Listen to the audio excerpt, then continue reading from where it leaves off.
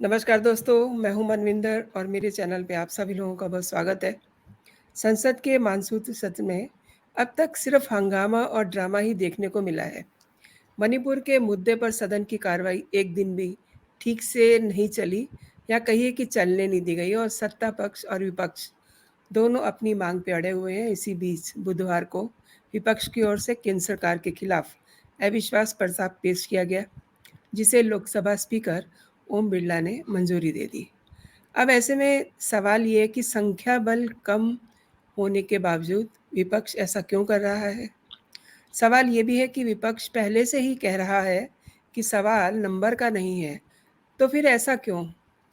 अच्छा, विपक्ष पहले से ही काफ़ी एकजुट भी हुआ है, क्योंकि अभी हाल ही में उनका नया गठबंधन बना है, आईएनडीआईए। तो वहीं प्रधानमंत्री नरेंद्र मोदी ने भी इनके संगठन पे काफ़ी करारे हमले बोले हैं। सरकार पूरे मामले पर एक तरह से अटैकिंग मोड में है। ऐसे में मानसून सत्र भले ही चल रहा है, बाहर बरसात हो रही है, लेकिन अंदर जो बेसिक काम होने चाहिए, उनका सूखा पड़ा हुआ है। तो ये भी लोग देख रहे हैं कि क्या दोनों ही लोगों को 2024 के लिए ज़मीन तैयार की जा रही है, इस मुद्दे को लेकर के, मणिपुर मुद्दे को लेकर के। कई सवाल हैं दोस्तों और इन सवालों के जवाब जानने के लिए हम कोशिश करते हैं वरिष्ठ पत्रकार विनोद शुक्ला जी से। शुक्ला जी, आपका बहुत-बहुत स्वागत है मेरे चैनल पे। बहुत धन्यवाद मनविंदर जी। सर, मणिपुर के मुद्दे को लेकर के जैसा कि आप जान रहे हैं, प्रधानमंत्री नरेंद्र मोदी पर संसद के भीतर बयान देने का काफ़ी दिनों से प्रेशर बनाया जा रहा था और विपक्षी दलों का नया-नया गठबंधन भी हुआ है, तो वो थोड़ा-सा ओवर कॉन्फिडेंट है। वो ये चाहते हैं कि इसमें जो गृह मंत्री हैं, जिनका ये सारा मसला है, जो जवाब देने के लिए तैयार हैं, लेकिन उन्हें चाहिए प्रधानमंत्री नरेंद्र मोदी। तो ये सब क्या है? मतलब उनका ना तो कोई नंबर का कोई इतना उनका नंबर इतना अच्छा नहीं है, संख्या बल कम है, इसके बावजूद विपक्ष ऐसा क्यों कर रहा है? देखिए, 2 चीज़ है।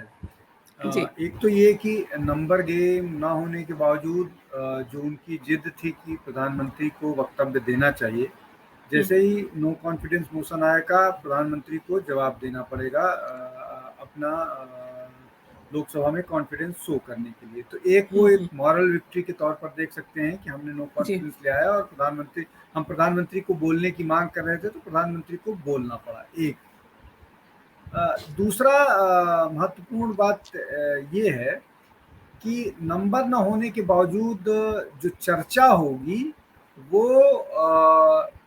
उसको पूरा देश सुनेगा।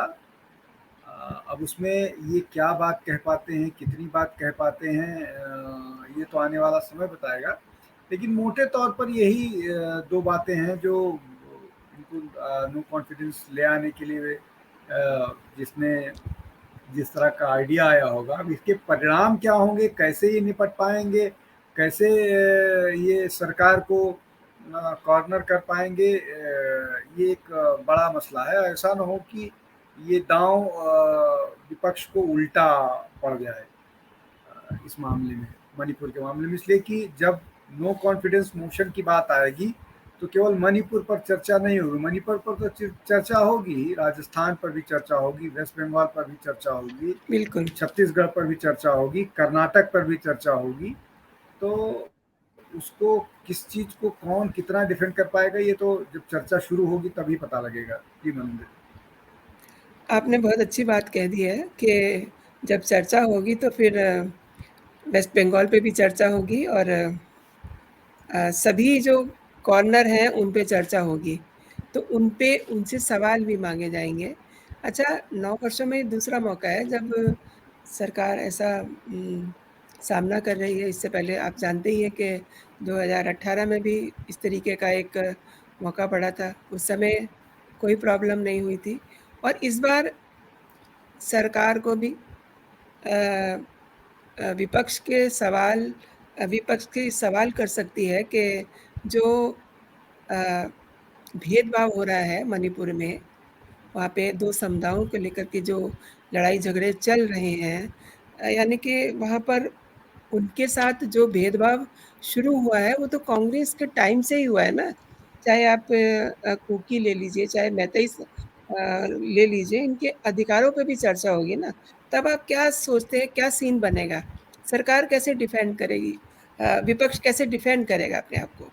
देखिए मनिंदर जी, 3-4 चीज़ें मैं मणिपुर को लेकर के आपके दर्शकों को बताने और समझाने की कोशिश करता हूँ जी, कि किस तरह ज़रूर। से इस पूरे घटनाक्रम का राजनीतिकरण हो गया है। जी, जी। सबसे महत्वपूर्ण बात ये है कि नेहरू जी के समय एक इस तरह की बात आई थी, समझौता हुआ था कि नॉर्थ ईस्ट के इलाके में क्रिश्चियन मिशनरीज के लोगों को अलाउ किया गया था, लेकिन हिंदू साधुओं को अलाउ नहीं किया गया था हुँ, कि हुँ। आप नॉर्थ ईस्ट इलाके में नहीं जाते हैं। तो एक तो सीधे सीधे ये भारतीय संस्कृति और भारतीय हिंदू परंपरा के साथ विश्वासघात था, एक बात। दूसरी बात, अगर आप आंकड़ों की ही बात कर रहे हैं तो आप हुँ, आंकड़े हुँ। उठा करके देखिए, सबको स्पष्ट रूप से आंकड़े मिल जाएंगे। आप अगर उसको आप 1800 या 19वीं शताब्दी तक नहीं ले जाना चाह रहे हैं, आप उसको 1951 से ही अगर आप जोड़ना चाह रहे हैं, तो आप 1951 से और 2014 के बीच वहाँ पर जो वायलेंस हुआ है, मौतें हुई हैं, उसका डाटा उठा कर देख लीजिए। और जी, 2014 से लेकर के 2023 के उस समय तक देख लीजिए, जब ये दंगे नहीं शुरू हुए थे। ये जी, दंगे एक विशेष परिस्थिति में हुए, हाई कोर्ट के एक जजमेंट के बाद। जब हाई कोर्ट के जजमेंट में ये कहा गया कि मैतेईस को ट्राइबल राइट्स मिलना चाहिए। अब क्या किसी को ट्राइबल राइट्स अगर कोर्ट देता है, तो दूसरा व्यक्ति, दूसरा ग्रुप जो है वो इतना वायलेंट हो जाएगा कि लोगों की हत्याएं करना शुरू कर देगा। ये हुई दूसरी बात। तीसरी बात ये है कि मणिपुर की ही इरोम शर्मिला ने अपना अनशन 2016 में एनडीए के रूल के दौरान ही खत्म किया था। चौथी बात मनिंदर जी, जो आपसा का इलाका है, arm force special protection act, हुँ, वो हुँ। आपसा का जो इलाका है वो लगातार घटा है। जी। और वो एनडीए के दौर में ही घटा है। हुँ, तो हुँ। अगर हम ये चार मोटी मोटी चीजें भी देख लें, तो उससे लगता है कि सरकार कहीं से भी नॉर्थ ईस्ट की समस्याओं को लेकर के असंवेदनशील नहीं है। और मैं जी, डेवलपमेंट की तो बात ही नहीं कर रहा हूँ, रोड्स जो उन्होंने बनाए, एयरपोर्ट बनाए, राजधानियाँ जी। चलाई, कनेक्टिविटी, एग्रीकल्चर, फूड प्रोसेसिंग, इन सब के लिए जो सरकार ने काम किया उसकी तो चर्चा ही नहीं की जा रही है, ना अभी उसके कोई मायने हैं।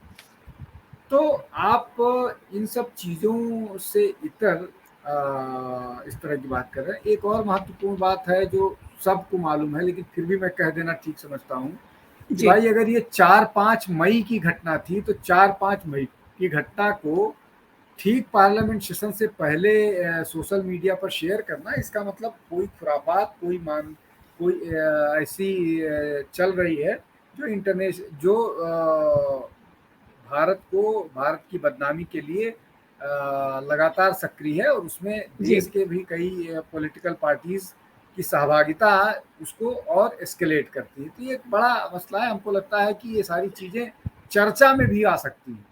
जी, जी। बिल्कुल चर्चा में आएँगी ही, जैसा कि कॉन्फिडेंटली गृह मंत्री अमित शाह जी ने कहा है और डे 1 से ही अमित शाह ये कह रहे हैं कि चर्चा कीजिए, हम तैयार हैं। लेकिन वो अपनी एक ही माँग पर शुक्ला जी अड़े हुए हैं कि हमें मोदी जी आएँ। अब उन्हें ये नहीं पता कि अमित शाह अगर चर्चा करते, तो चीज़ें छोटे में ही निपट जाती। अब जब इस लेवल पे चर्चा होगी, तो उसमें वो कितने धुल जाएँगे, ये आप ज़रा बताएँगे? देखिए मनिंदर जी, बात अगर मणिपुर तक सीमित रहती तो जी। वो मणिपुर तक की बात होती, और हुँ। बहुत सारी चीज़ों की चर्चा हो के बात हो सकती थी। जी। जो जो गतिरोध है वो टूट सकता था। जी। लेकिन लेकिन मुझे लग रहा है कि ये जो INDIA है, ये जी, जी। इसको किसी बात का भ्रम हो गया है। शायद इनको लगने लगा है कि हमने ये INDIA बना लिया है, तो अब हमने मोदी से बिना लड़े ही उनको हरा दिया है। अभी हुँ। बहुत समय बाकी है और अभी बहुत सारी चीज़ें सामने आनी हैं। जी, और सिर्फ अगर संगठन बना देने से कोई चुनाव जीत गया होता तो बहुत सारे संगठन अब आए, बने, बिगड़े, बिल्कुल। उससे कुछ नहीं होना है। आपको जनता के सामने अपनी बात रखनी पड़ेगी, जनता के सामने अपने कार्यक्रम बताने पड़ेंगे। आईएनडीए के नाम पर कोई वोट नहीं देगा, कार्यक्रम के नाम पर वोट मिलेंगे और कार्यक्रम के नाम पर मुझे अभी तक कोई ऐसी बात नज़र नहीं आ रही है कि इनका कोई कार्यक्रम हो। इनका कार्यक्रम वही पुराना बासी सेक्युलरिज्म है, वही पुराना कि भाजपा कम्युनल पार्टी है, वही पुराना गंगा जमुनी तहजीब है, वही पुराना अपीसमेंट करना है। हुँ, हुँ। वो उसी वही ढोल बजाते रहेंगे और उसको जनता सुनने के लिए नहीं तैयार है। आपको ये बताना पड़ेगा कि आप जिन जिन राज्यों में आपकी सरकारें हैं वहाँ आप क्या कर रहे हो। हुँ, आप हुँ। के पास बाकी केंद्र में अगर अडानी का कोई काम होता है तो आप उस पर ऑब्जेक्शन करते हो। जी, कांग्रेस के बहुत सारे प्रदेशों में अडानी का इन्वेस्टमेंट है। ये जी। एक बहुत सारी चीज़ें हैं जो कॉन्ट्राडिक्टरी हैं। उन कॉन्ट्राडिक्टरी चीज़ों को सुधार करना पड़ेगा, समझना पड़ेगा अगर वो चाहते हैं कि जनता उनकी बात सुने। अन्यथा वो चौकीदार चोर वाला जी, जी। मामला फिर वो होगा और राफेल जैसा ही अ, अ, मामला पिट जाएगा इनका सारा।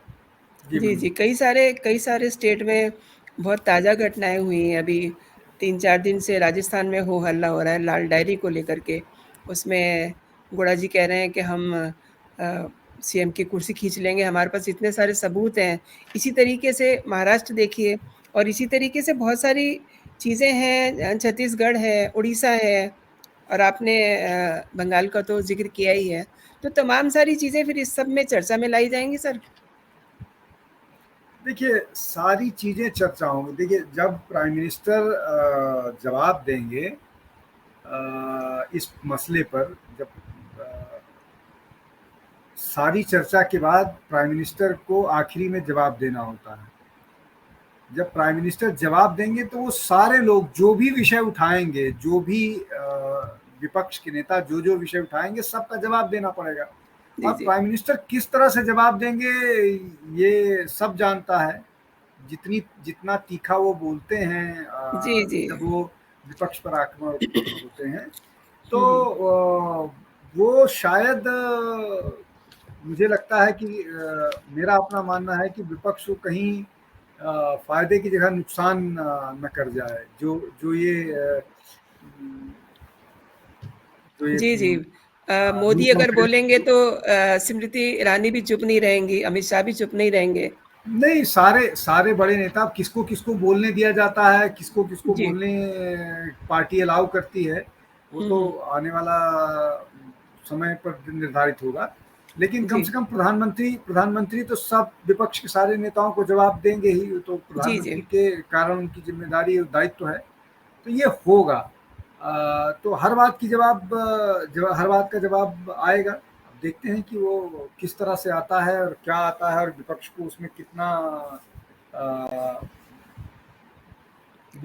और कितना लाभ। एक जी। जी, एक और चीज़ जानना चाह रहे हैं आपसे। ये शोर मचा रहे हैं कि मणिपुर का को लेकर के हम ये करेंगे, शायद ये इनके दिमाग में कई सारे प्लान चल रहे हैं। लेकिन सर एक चीज़ और देखने वाली है कि अभी तक ये पता नहीं है कि विपक्ष की तरफ से विपक्ष का मोर्चा कौन सँभालेगा? क्योंकि अगर ये सोच रहे हैं कि हमें पीएम मोदी से लड़ना है, तो इनके पास भी कोई वैसा वक्ता होना चाहिए, वैसा कोई चेहरा होना चाहिए। आपको क्या लगता है इनकी तरफ से ये किसको प्रोजेक्ट करेंगे? इनके पास तो वो चेहरा भी नहीं है। नहीं, नहीं, अभी अभी ये किसी को प्रोजेक्ट नहीं कर सकते, इसलिए कि कोई फॉर्मल अलायंस वो नहीं है।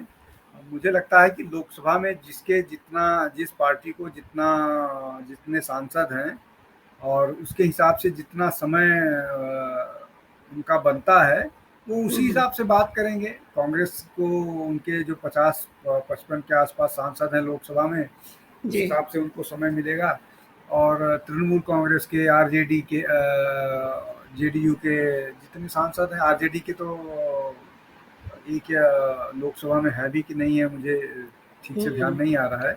नहीं सर, समय तो बहुत मिलेगा, लेकिन वो समय इनकी धुलाई में चला जाएगा या ये कुछ गेन कर पाएँगे? देखने वाली दिलचस्प बात ये होगी ना। नहीं, समय समय तो सबको पार्टी के स्ट्रेंथ के हिसाब से ही मिलेगा, तो जी, वो समय निश्चित तौर पर बहुत होगा। तो वही है कि अब उसमें कितना समय मिलता है, कौन क्या बोलता है और किस पार्टी से कौन सी पार्टी किसको बोलने के लिए अधिकृत करती है।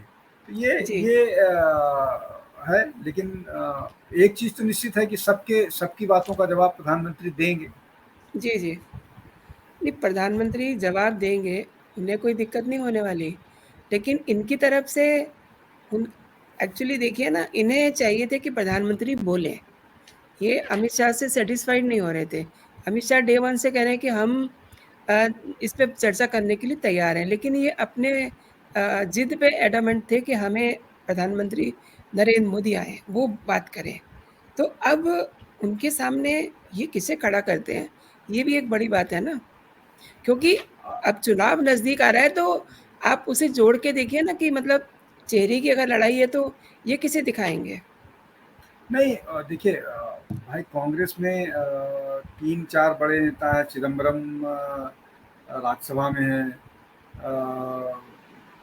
तो लोकसभा में शशि थरूर को बोल मुझे नहीं लगता कि उनको वो किया जाएगा। हुँ, हुँ। जयराम रमेश भी राज्यसभा में हैं, तो राज्यसभा में तो उनके लिए बोलने के लिए ठीक-ठाक लोग हैं। लोकसभा में इनके पास कोई नहीं। सोनिया हुँ, हुँ। जी बोल नहीं पाएँगी, उनके पास इस तरह की स्थिति उनकी नहीं है कि वो बहुत बोलने में जी, जी। वाकपटु हैं। जी, तो जी। इनके पास, कांग्रेस के पास भी कोई बहुत अच्छा वक्ता नहीं है जो वो कर पाए। राहुल बोलते, लेकिन राहुल नहीं, संसद में है राहुल को नहीं। तो चुपचाप ही रखेंगे क्योंकि वो तो नहीं, अर्थ का ना अनर्थ कर राहुल देंगे। राहुल तो राहुल तो संसद में है नहीं, तो बोल हाँ, पाएँगे है ही नहीं। नहीं वो तो हाँ, है ही नहीं, जी। उनका तो ज़िक्र ही हम तो ऐसे कर रहे हैं। इसलिए इसलिए मैं कह रहा हूँ कि अब देखते हैं कि वो किसको-किसको बाहर से कौन-सी शोर मचा पार्टी, सकते हैं, लेकिन वहाँ तो वो नहीं रहेंगे। देखते हैं जी। किसको-किसको कौन-सी अच्छा, पार्टी अलाउ करती है। वोटिंग में भी ये हार ही जाएँगे क्योंकि ये पहले से ही कह रहे हैं कि हमारी नंबर की ज़िद नहीं है। नहीं, वो तो तय है मनिंदर जी, उसमें तो कोई जी। डाउट ही नहीं है। तो हुँ, तय है कि ये प्रस्ताव गिरेगा, नो कॉन्फिडेंस मोशन गिरेगा, इस तो वो तो तय है। वो तो सिर्फ तय है, चर्चा की है जी, चर्चा में चर्चा क्या की। आएगा वो जी। तो ये मान के चलें कि फिर अगले 6 महीने तब तक चुनाव की तैयारी शुरू हो जाएगी।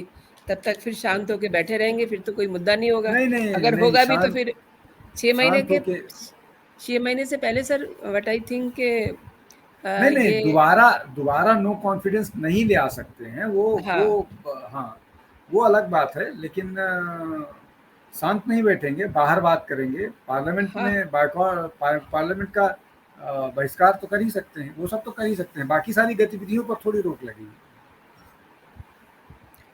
बहुत-बहुत शुक्रिया आपका शुक्ला जी, आपने शॉर्ट नोटिस पे आना स्वीकार किया। आपके बहुत धन्यवाद। तबीयत भी थोड़ी ठीक नहीं है, इसलिए आपका डबल शुक्रिया।